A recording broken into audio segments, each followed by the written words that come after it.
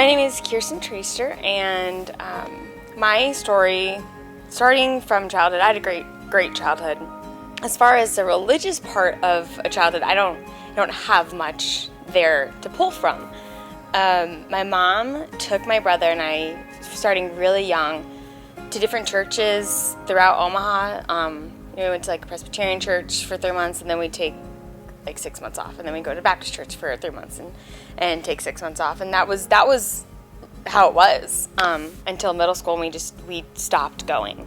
You know, the typical excuses, you let sports get in the way, or like traveling get in the way, or things like that. And my parents didn't have a religious foundation at all. As close of a family as we were, my dad never went to church with us. We just never talked about it. We never prayed. There was never a Bible lying around the house or anything like that. In high school was where I probably decided at that point that there was no way that there could be a God, because of all the you're in that high school age where there's just everything's wrong with the world, whether it's in your life or the outside world. And it was one of those things I started questioning: can there be a God with so many bad things? And well, there can't possibly be. And if there is a God, he would do this in my life, and things like that. And just a lot of questions. And when I was a senior in high school, a friend of mine and our families were friends. We traveled together. We spent holidays together. Our families were very, very close.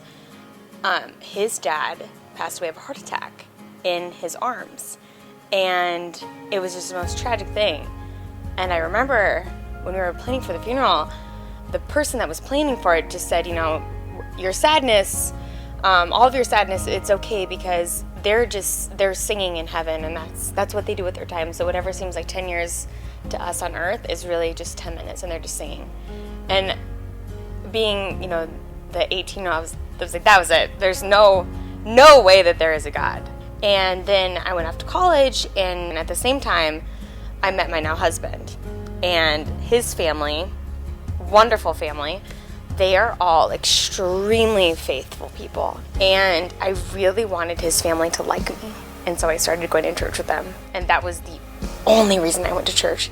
I had no idea what was going on in front of me, no idea what the message was. I was just trying to make it through without having like a full-on panic attack. Then I got to the point where I would ask my husband, you know, what about this? What's your explanation of this thing? Then this is a man that has gone to church all through his life. To me, he knew everything that there was to know about the Bible and about God and about everything. And there are points he's, I don't know. I don't know the answer to that. We could find it though. And when I kept hearing that and I kept seeing that he didn't have all the answers and he was okay with it, I felt more comfortable, and I started going, and I was less anxious, and I guess I started listening, and we joked about that was kind of God's way of like slowly like creeping into my life and kind of like placing himself and coming like behind my back, and you know, of the ultimate surprise of like I've been here the whole time. So then I have to figure out who he is. So diving into Jesus and diving into his work, I wanted so badly to keep finding out. And I still find things out. You still learn more stories. I mean, that was huge. You learn so many more stories about him. If you feel like there is this part of you that never made sense, that the puzzle pieces never fit, it is because you don't have Jesus in your life and you need him desperately. Don't try to solve the world's problems by yourself, because you don't have to.